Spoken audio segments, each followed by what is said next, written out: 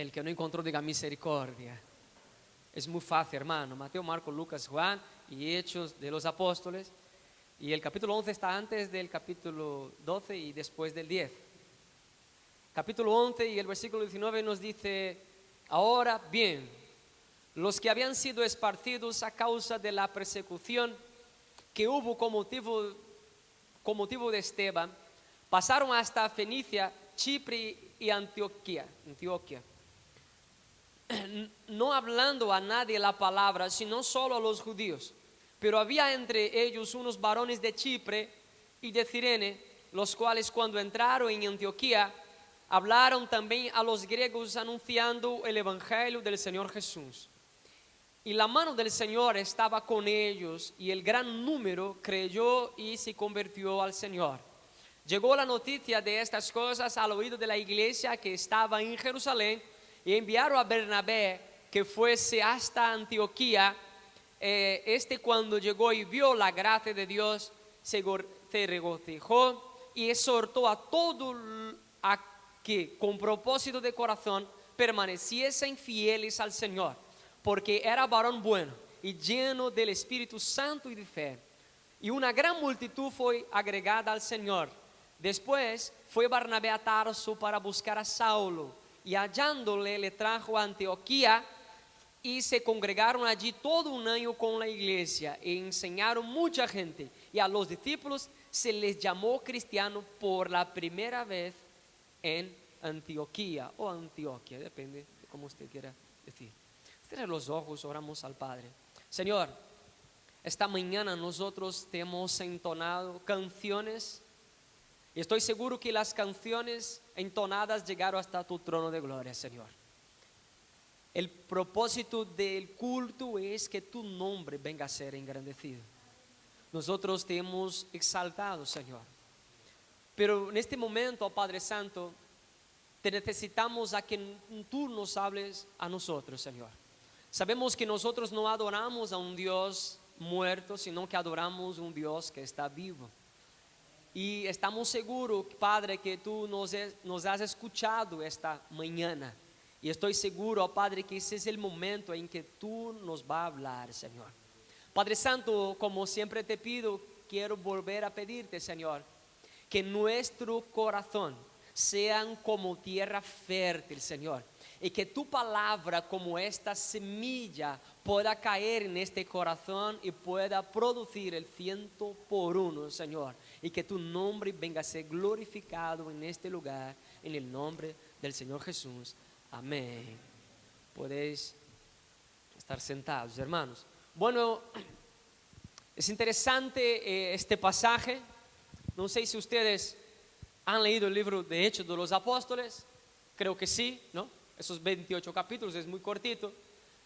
Nosotros vemos, hermano, y siempre me gusta decir que el libro de Hechos de los Apóstoles fue el único libro que no fue terminado, que no se terminó de escribir, porque lo empezó el evangelista Lucas y nosotros todavía estamos escribiendo la historia de la iglesia.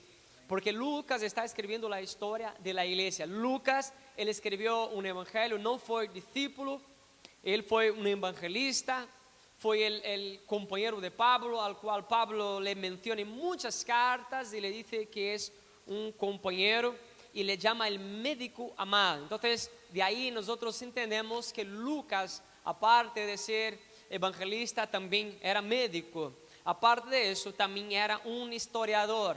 ¿Por qué? Porque él con diligencia escribió acerca de lo que hizo Jesús. Él escribió un evangelio. Sin estar allí, él fue a investigar y a pesquisar para poder escribir la historia. Lo interesante es que le escribe una persona, y cuando él empieza el evangelio de Lucas, él escribe diciendo: estoy escribiendo las cosas que fueron ciertísimas, lo que realmente había pasado.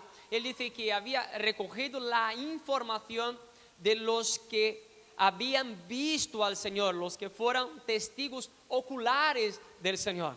Pero aquí en el Hecho de los Apóstoles, en la mayor parte de la historia, Lucas está presente y utiliza muchas veces la palabra nosotros, cuando Pablo hacía sus viajes misioneros, él decía nosotros, porque Lucas hacía parte de la historia de la iglesia aquí en el libro de Hechos de los Apóstoles. Pero hermanos, nosotros aquí en este capítulo, si nosotros volvemos un poco atrás, parece que esta historia todo empieza por el apóstol Pedro. Nosotros sabemos que el apóstol Pablo es conocido como el apóstol de los gentiles, pero el primer apóstol a predicar a los gentiles no fue el apóstol Pablo, sino que fue el mismo apóstol Pedro. Cuando él tuvo la visión y cuando él recibió el centurión Cornelio, el centurión romano, que dice la Biblia que era un hombre fiel y un hombre de oración. Nosotros vemos que Pedro luego vuelve a la iglesia de Jerusalén, testificando de que muchos gentiles habían aceptado al Señor y después de aceptar al Señor también habían recibido el poder del Espíritu Santo. La iglesia de Jerusalén, dice la Biblia, que quedaron impactada con el testimonio del apóstol Pedro de ver que tantas personas no judías habían recibido la palabra de Dios. ¿Por qué? Porque cuando ellos, hermanos, quedaron para hacer la obra del Señor después que Jesús fue tomado al cielo, ellos solamente predicaban a los mismos judíos. Pero ahí Dios le dio una visión a Pedro donde había los animales y estos animales eran considerados por la ley judía animales impuros. Y Dios le dice a Pedro en visión, dice mata y come. Y Pedro va a decir, Señor, nunca en mi boca ha entrado cosa común o inmunda. Y dice Dios, no hagas común o inmundo lo que yo he santificado. Dios estaba hablando al apóstol Pedro que el evangelio no tenía que quedar solamente entre los judíos, pero que también que tenía que ser predicado a todo el mundo y también a los gentiles. Entonces nosotros vemos que Pedro predica a estos gentiles y ve la gran aceptación del evangelio. Y cuando la iglesia de Jerusalén escucha el testimonio de Pedro, ellos fican impactados y dice la Biblia que ellos glorifican a Dios por lo que Dios estaba haciendo. Pero no solo eso, ellos no quieren dejar a estas personas desatendidas. Entonces separa una persona, un gran pastor llamado Bernabé. La Biblia dice que Bernabé era un hombre fiel y lleno del Espíritu Santo. Si nosotros vamos a ver la historia de Bernabé, Bernabé en la iglesia primitiva fue el hombre más rico de la iglesia primitiva, el hombre que vendió todas sus posesiones y lo depositó a los pies de los apóstoles. Era un hombre totalmente fiel a Dios, un hombre que tenía una visión de que realmente Dios estaba con la iglesia primitiva.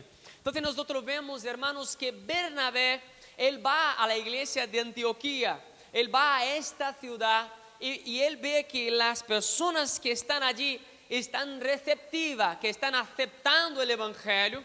Y cuando él ve que las personas están aceptando el evangelio, parece que como si Dios lo hubiera dicho, hay un predicador que está desaparecido.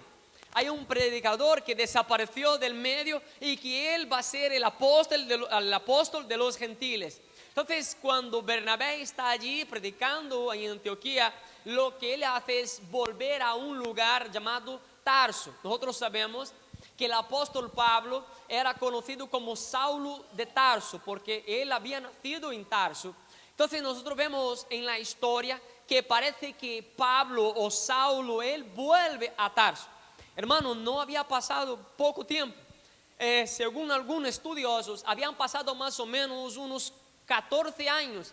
Y 14 años Pablo estaba en esta ciudad llamada Tarso. Y ahí en Tarso Pablo estaba, no sé lo que estaba haciendo, meditando. Pero ustedes saben que al principio de la iglesia Saulo de Tarso él no fue bien acepto por los hermanos, porque ellos no creían en que verdaderamente el perseguidor de la iglesia, el mayor perseguidor de la iglesia, se había convertido al evangelio.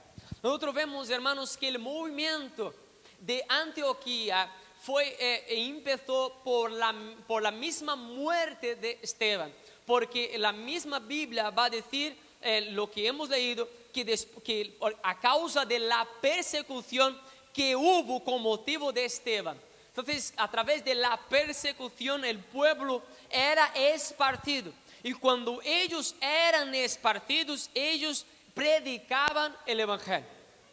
Entonces, ahora nosotros vemos que él va a donde está Saulo y trae a Saulo a Antioquía. Y cuando Saulo viene a Antioquía, dice la Biblia que ellos congregan casi un año o un año entero. Entonces, durante este año ellos van a predicar. Y en este lugar donde ellos están predicando durante un año, el pueblo que está allí van a llamar a ellos por la primera vez de cristianos. Tenemos que pensar, hermanos, que el llamado a ser cristiano, que cuando ellos son llamados cristianos, no son llamados cristianos porque era bonito el nombre. No era esa la intención, porque muchas veces ellos eran llamados por burla, por burlarse de ellos.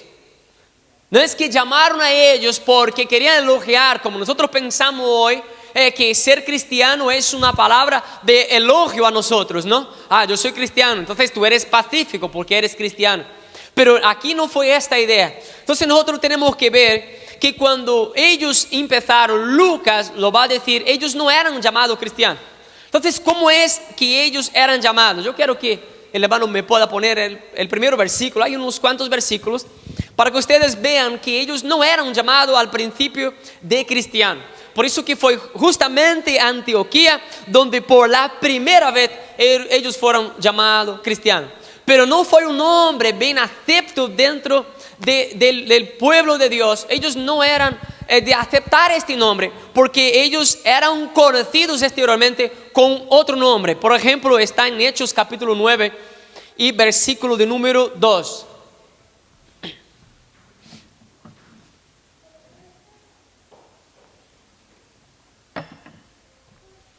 Aquí nos dice que pidió cartas de la sinagoga. Cuando Pablo empieza a perseguir a la iglesia, él dice, mujeres de este camino.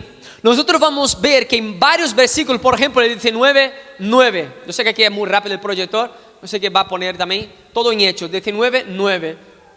Y lo mismo va a decir que ellos eran, mira, endureciendo algunos y no creyendo, maldiciendo el camino. Ellos eran llamados de el camino.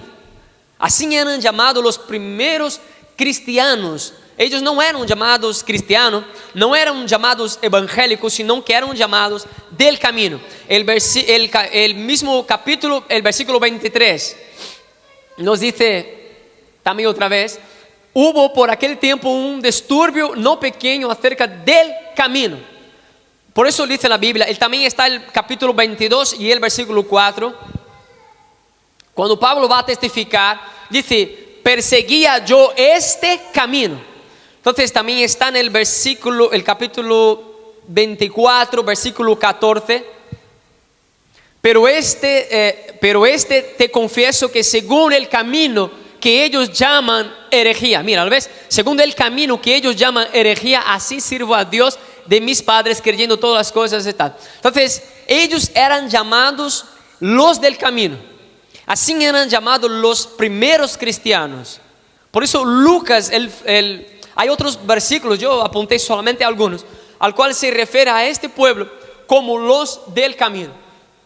Entonces ellos daban otro nombre cuando querían burlarse de los discípulos.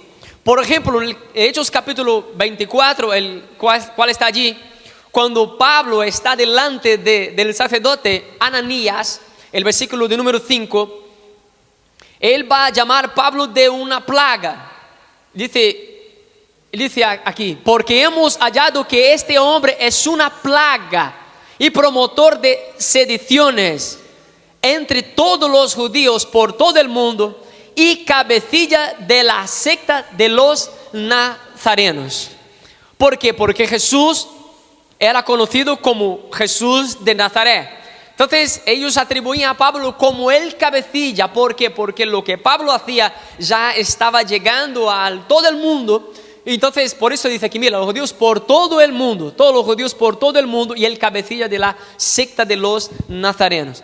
Así eran llamados los discípulos y los apóstoles y los primeros cristianos, ellos lo llamaban en forma de burla. Entonces, cuando llamaron aquí cristianos, ellos no estaban llamando por elogiar a estos hermanos, pero que parece que a la iglesia les pareció bien ser llamado cristiano.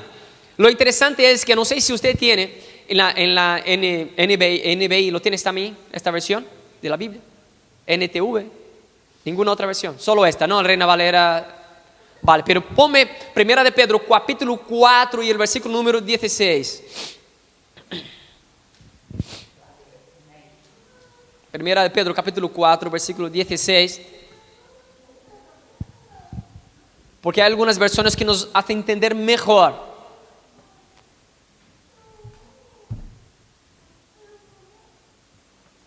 No fue tan rápido esta vez, ¿eh? Mira, hermanos, pero si alguno padece como cristiano, no se avergüence, sino glorifique a Dios por ello. Algunas versiones nos dan una mejor idea de lo que Pablo está diciendo aquí. Si alguno padece como cristiano, no se avergüence. Si alguno es perseguido como un cristiano, no debe avergonzarse. ¿Por qué? Porque ellos a veces se avergonzaban de padecer como cristiano, porque ellos no querían ser llamados cristianos. Pero lo interesante es que Pablo va a decir en otras versiones, si usted lo tiene ahí, dice, si no glorifica a Dios por recibir el nombre de Él. Algunas versiones no va a decir así, pues dice, si no glorifica a Dios por recibir el mismo nombre de Él. Entonces, ¿por qué fue recibido bien por los apóstoles? Porque cristiano no solo es en el diminutivo de pequeños Cristo, sino que es representante de Cristo. Por eso el Pablo quiere decir esto y quiere alentar a los hermanos que no querían recibir este nombre como siendo algo bueno. Entonces Pedro quiere decir, si ustedes padecen como un verdadero cristiano, como cristiano, ustedes tienen que glorificar a Dios porque han recibido ustedes el mismo nombre que Él. Entonces nosotros, hermanos, tenemos que entender. Yo estaba pensando en eso, en la reunión de lo que hicieron ayer.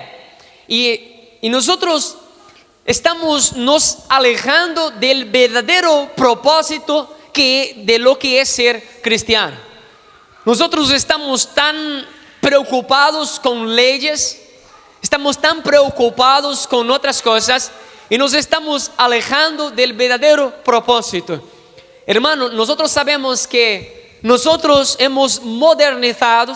Nosotros estamos en el año 2023. Nadie viene en carruaje con bueyes, ¿no? Con caballos, sino que venimos con coches y los caballos están dentro del motor. Entonces nosotros nos hemos modernizado en nuestra forma de vida. Pero tenemos que pensar que el diablo también modernizó su estrategia de ataque. El diablo ya no tiene la intención clara de sacarte de dentro de la congregación. Más bien el diablo lo que quiere es mantenerte dentro de la congregación. Pero lo que quiere hacer el diablo es mantenerte ocupado con peleas seculares del mundo. Ustedes nunca han visto los discípulos pelearen por cosas dentro de la ley romana. Había barbaridades dentro de la ley romana, hermanos. Ustedes saben que no eran pocas cosas lo que pasaba dentro de la ley romana, pero ninguno de los apóstoles estaban delante del imperio romano reivindicando nuevas leyes, sino que ellos estaban de constante predicando el evangelio. No, ellos no fueron prohibidos cuando intentaron prohibir a los primeros apóstoles, no fueron prohibidos de intentar luchar por mejores leyes para que podamos vivir mejor. Ellos fueron prohibidos de hablar en nombre de Jesucristo. Lo que nosotros estamos viendo es una iglesia que está luchando por valores, pero sí olvidando del principal valor que nosotros tenemos, que es hablar de que Cristo viene a buscar su iglesia, que Cristo murió, que Cristo resucitó por nosotros, nosotros. Esto es el principal valor.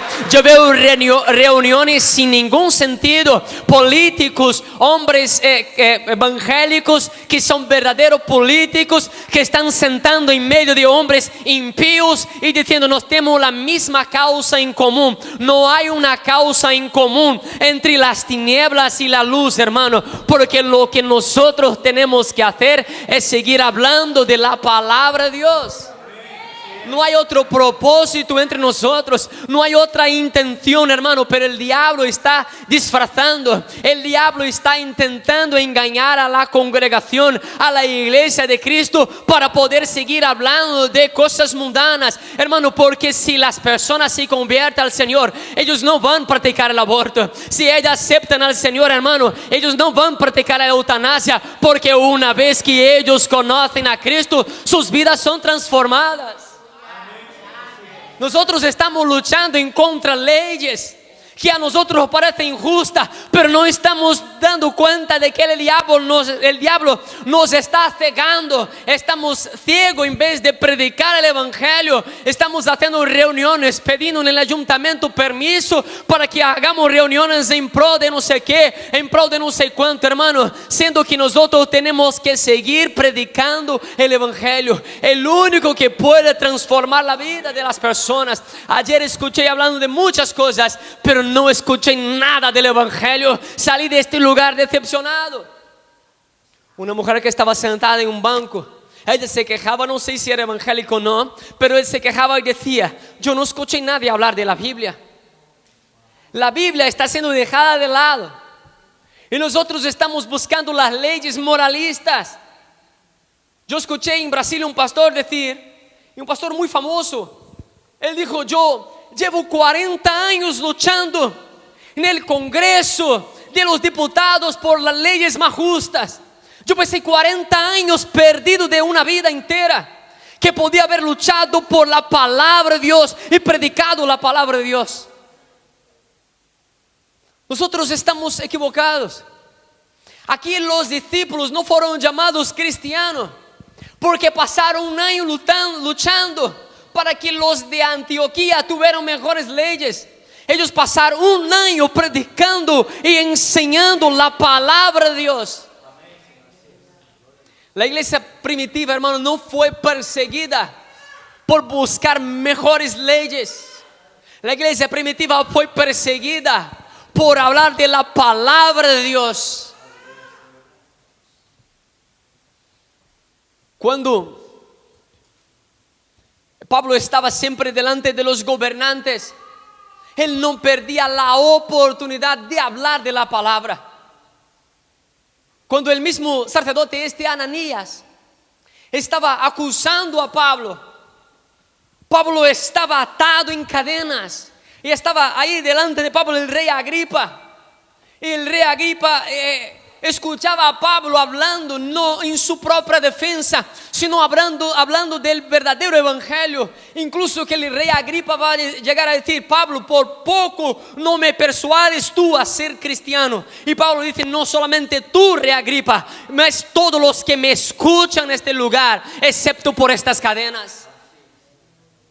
Nosotros no estamos viendo, hermano, levantar personas en este país, un país con 1% de cristianos, un país considerado un país prácticamente ateo, un país que se alejó de Dios, un país que dentro de la misión está dentro de la ventana 1040 entre los países menos evangelizados del mundo. Nosotros no estamos escuchando iglesias se reunir para poder hablar del evangelio. Además que la palabra iglesia de eclesia significa salir afuera. Pero nosotros vemos reuniones dentro de congregaciones, pero ahí afuera en la calle donde está la mayor necesidad, es donde las personas realmente van a identificarnos como verdadero cristiano. Hoy en día es casi que un estatus una persona ser llamada cristiana.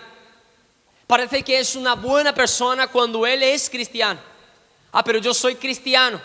Pues muy bien, entonces nosotros somos iguales. No somos iguales, hermano. No somos iguales, porque hoy todo el mundo se hace pasar por cristiano, Pero ¿cuántos en la verdad son verdaderos cristianos?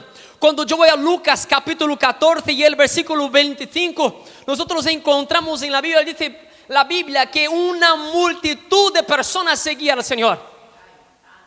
Y cuando esta multitud de personas seguía al Señor, parece que Jesús estaba incomodado por tanta gente que le seguía, porque Él se para y dice: el que quiere venir en pos de mí, niéguese a sí mismo. Porque el que no aborrece padre, madre, hermano, hermana, hijos por mi causa y su propia vida, no puede ser mi discípulo. Entonces Jesús, después de hablar eso, todos se van, solo quedan los discípulos. Él mira a los discípulos y dicen a los discípulos: ¿por qué no ir vosotros también? Ellos dicen: pero ¿dónde iremos nosotros si solo tú tienes palabra de vida eterna? Pero al principio una gran multitud seguía al Señor por el pan que Él podía proporcionar. Hoy nosotros vemos tipos de cristianos que vienen a la congregación porque tienen una vida destrozada, porque está con problemas en el matrimonio, porque está enfermo, porque no tiene trabajo, porque no sabe si va a pagar el alquiler. Y por eso estas personas están entrando dentro de las iglesias y se están ofreciendo un evangelio que puede cambiar sus vidas físicas, su vida sentimental. ¿Qué clase de evangelio es ese, hermano? Yo no conozco a Jesús predicando esto. Yo no veo los apóstoles predicando esto. Yo veo los apóstoles predicando y diciendo: arrepentíos, porque es llegado el reino de Dios. Solamente a través del arrepentimiento nosotros podemos llegar al cielo. No importa si bajamos enfermo a la sepultura, no importa, hermanos, si vamos cojeando toda la vida. Lo importante es que al final de nuestra vida, dice la Biblia, que nosotros recibiremos el galardón.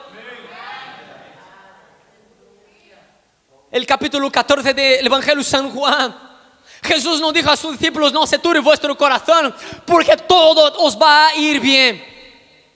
No se turbe vuestro corazón, creed en mí, creer en mi Padre, en las palabras que yo os digo. Porque en la casa de mi Padre hay muchas moradas. Lo que Jesús estaba ofreciendo a sus discípulos no era nada para esta vida, sino que era para la vida venidera. Los discípulos no sirvieron al Señor por el pan diario, ellos sirvieron al Señor por la mansión que ellos iban a tener, pero después que pasase por esta vida. Si nosotros vemos la historia de ellos, ellos fueron perseguidos, hermano, por causa del evangelio. Ellos eran prohibidos de hablar del evangelio. Ellos no vivieron en vidas de lujos. Ellos no tuvieron riquezas en esta vida, porque ellos no pensaban nada relacionado con esta vida. Es por eso que Pablo en Gálatas capítulo 12 el versículo 20, él va a decir: no vivo yo, mas Cristo vive en mí. Y la vida que ahora vivo, no vivo en la carne, sino en la fe del Hijo de Dios. Esa es la vida del verdadero cristiano.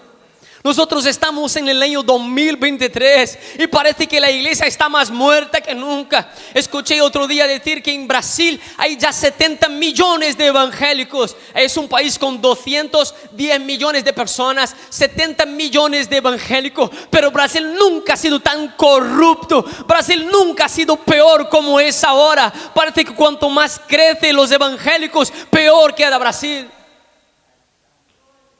Porque no se trata de esto, no se trata de la cantidad de evangélicos que tengamos que tener en España o en Brasil o donde sea. Se trata de verdaderos cristianos, hermanos, dispuestos a seguir a Cristo, no importando las dificultades, no importando el sistema siempre va a venir en contra de nosotros. Cuando tengamos la oportunidad, tenemos que predicar el evangelio. Pero cuando no la tenemos, tenemos que predicar igualmente. Por eso dice la Biblia: predicamos en tiempo oportuno y tiempo no oportuno. No hay que esperar una estación adecuada para predicar el evangelio, porque los campos ya están blancos. Ya es el tiempo de la siega. Ya es el tiempo en que Dios va a venir a buscar su iglesia. Pero ¿qué clase de iglesia, qué clase de cristiano va a ser encontrado cuando venga Jesús? ¿Qué clase, hermanos? La Biblia nos dice que nosotros tenemos que predicar el evangelio. Pero ¿qué evangelio es lo que nosotros estamos predicando a las personas? Un evangelio con facilidades, un evangelio donde todos tus problemas van a ser solucionados. Esto no es un verdadero evangelio. Nosotros no encontramos eso en la Biblia. Nosotros vemos movimientos religiosos. Nosotros vemos personas unidas para hacer movimientos y hacer cultos y cantar y alegrarse. Pero no hay una transformación. Hay una emoción que dura 2 o 3 días. La gente sale del culto y dice: yo estoy impactada, pero 2 o 3 días después se olvidan de Dios. Y luego tiene que volver otro domingo para poder recibir un poquito más del éxtasis que fue ofrecido dentro de la congregación. No es transformación. Al cualquier paso de prueba que viene sobre esta persona se desanima. ¿Cuántos han estado en medio de nosotros? ¿Cuántos han caminado con nosotros que hoy se han apartado del evangelio? ¿Cuántos han visto ustedes, hermano, que se levantaron con nosotros y dijeron: ahora soy cristiano, y cuando vinieron las luchas y las pruebas, ellos se apartaron del evangelio? No han podido permanecer por lo que la iglesia está ofreciendo a las personas. No quiero decir que todo va a ser mal. Nosotros vemos que Pedro va a llegar al Señor y va a decir: Señor, nosotros que te hemos seguido, ¿qué es lo que nosotros vamos a recibir? Lo interesante es que Jesús va a decir: van a recibir en esta vida 100 veces más. Pero no solo termina ahí. Él dice 100 veces más con persecución. ¿Qué es lo que nosotros que hemos dejado todo? Pedro se estaba acordando de Lucas capítulo 5, cuando de la pesca maravillosa. Ellos habían dejado todo y habían seguido al Señor. Entonces parece que Pedro va a decir: Señor, quiero cobrar. ¿Qué es lo que voy a recibir en esta vida? Y dice Jesús: van a recibir 100 veces más, pero con persecución. Y la verdad, hermanos, ellos recibieron 100 veces más con persecución, porque fueron muy perseguidos. Pero lo importante es que Jesús no solo termina en la persecución, dice: y al final la vida eterna. Yo estoy seguro que cuando Pedro empezó la persecución, él pensó: realmente estoy recibiendo 100 veces más con persecución. Pero no se agarraba en eso, se agarraba porque al final de todo él iba a alcanzar la vida eterna, que es lo principal para nosotros, y es lo que nosotros tenemos que buscar, la vida eterna. El verdadero cristiano, hermano, él se levanta por la mañana como cristiano. Yo siempre digo que el cristiano camina igual que un cristiano. Tiene el caminar del cristiano es diferente del mundo. La vida del cristiano es diferente. Nosotros ponderamos, nosotros miramos todo y retenemos lo que es bueno.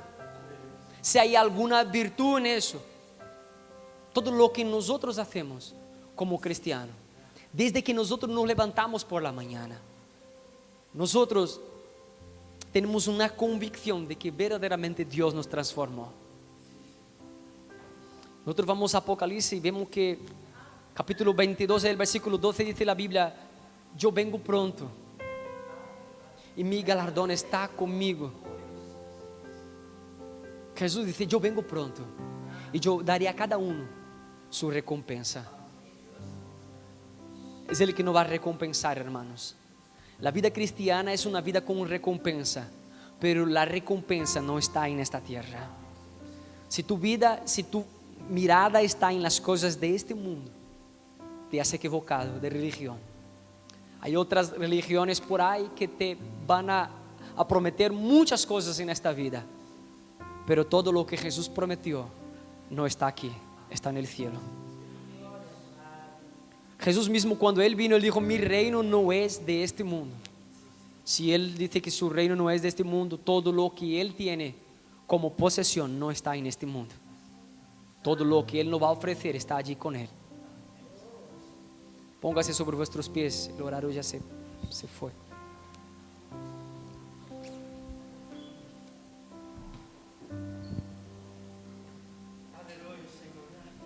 Hoy parece que es moda decir que somos evangélicos, que somos cristianos.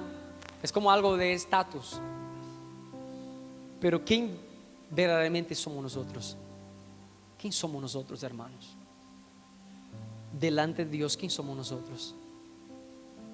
Ser cristiano cuando hay personas que te miran es muy fácil, pero quiero ver qué clase de cristiano somos nosotros cuando estamos solos en nuestro hogar o cuando estamos con nuestra familia. Muchas veces somos cristianos dentro de la iglesia, porque dentro de la iglesia todos somos santos. Aquí nadie peca. Pero cuando nosotros estamos en nuestra casa, ¿quién somos nosotros? Si preguntase a nuestros hijos, ¿qué dirían ellos de nosotros? Si preguntase a nuestros padres, a nuestra pareja, ¿qué es lo que diría ella? Y cuando nos vayamos de esta tierra, ¿cuál es el testimonio que vamos a dejar? ¿Qué será que las personas envueltas de nuestro ataúd nos va a decir unas a los otros? ¿Aquí fue un verdadero cristiano? O gracias a Dios que se fue porque era un problema dentro de casa. Ser cristiano no es solamente pertenecer a una iglesia, hermano, es un diario vivir de cada uno de nosotros. Desde que yo me levanto por la mañana, yo soy cristiano. Si yo cepillo los dientes, yo cepillo los dientes como un cristiano. Es diferente. Todo lo que yo hago como un verdadero cristiano. Yo quiero que esta mañana nosotros vengamos a entender que Dios no quiere transformar nuestro estado, porque el estado es pasajero. El estado es el momento en que tú vives. Dios no quiere transformar tu estado. Dios quiere transformar tu vida completa. Independiente del problema que hayas pasado, Dios quiere transformar. Y la transformación de Dios es desde nuestro interior. El mundo, hermanos, Él te ofrece cirugías estéticas y te cambia desde fuera, pero Cristo te cambia desde dentro hacia afuera. El mundo trabaja al revés de Dios. Dios te transforma por dentro. Dios te quita el mal carácter. Dios te quita todo lo que no vale, lo que no merece la pena. Dios te quita todo esto que está dentro de ti. Lo que está dentro de tu interior, eso es lo que quita Dios. Ser verdadero cristiano es ser transformado desde dentro hacia afuera. ¿Quién somos nosotros de verdad? ¿Qué es lo que nosotros hablamos? Dice Proverbios que la boca habla de lo que está lleno el corazón. ¿Qué es lo que habla nuestra boca constantemente cuando nosotros nos reunimos? Yo hablo de mi hermano o yo hablo de Dios para mi hermana. Cierra los ojos. Señor, nosotros necesitamos ser estos verdaderos cristianos, Padre Santo, en lo cual fueron la iglesia primitiva, Señor. Ellos fueron transformados por completos. Ellos fueron perseguidos, maltratados en este mundo. Dice tu palabra que el mundo no era digno de ellos. Ellos perecieron esta vida, Señor. Ellos perdieron todo para poder ganarte a ti, Señor. Lo más importante no es lo que nosotros podamos poseer en esta vida por heredad, porque lo más importante es que tú seas nuestra herencia, Señor. Queremos ser como la tribu de Leví, Señor, que no recibieron posesión en esta tierra, sino que tú mismo eras la posesión de ellos. Queremos que tú seas nuestra posesión, Padre Santo. Que nosotros podamos tenerte a ti, Señor. Porque si yo te tengo a ti, lo tengo todo, Señor. Si yo tengo a Cristo, lo tengo todo. Y nada más me importa, Señor. Nada más importa en esta vida, Señor. Que tu iglesia sea verdaderamente cristiana, Señor. Pero por seguirte, Señor. No por llevar un nombre, Señor, más que por verdaderamente ellos puedan anunciar. Y ellos puedan decir como Pablo, juntamente estoy crucificado con Cristo. Y ya no vivo yo, mas es Cristo que vive en mí. Que nosotros podamos vivir a través de Cristo. Y que donde vayamos podamos representar a Cristo. Padre, en el nombre del Señor Jesús. Amén.